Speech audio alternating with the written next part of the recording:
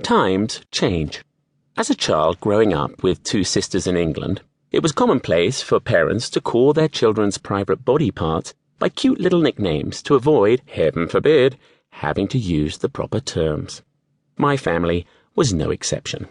I had a Willie, and I was flanked by a couple of Veronicas. My friends had a Nina, a Twinkle, a Hoo-Hoo, and a Dingle. I'd heard of other kids sporting a Susie, a Hoo-Ha, a Nani, and a Ding-Dong. At school, I met a Peter, a Pee-Pee, a Wiener, Ghoulies, and Girly Bits. By the time I was 10, I'd even heard of a Weenus, a Tallywhacker, Lady Business, the Boys at the Ballpark, and a Meat and Two Veg.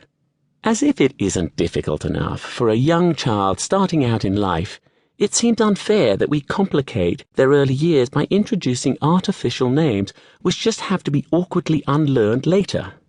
Now, I have my own children, and it is the norm for us to tell our children that a vagina is in fact called a vagina, and a penis a penis.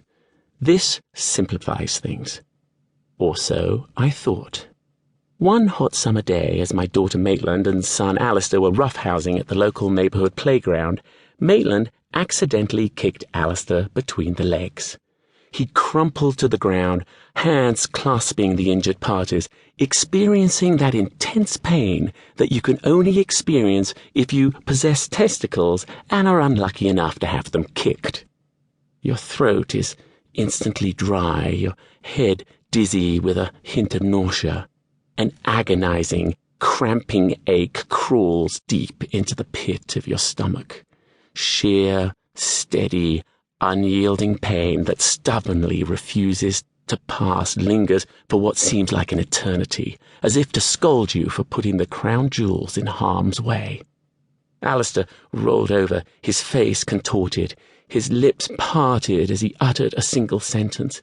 "Maitland," he said in a high-pitched, pained voice, "you kicked me right in my ball-gina."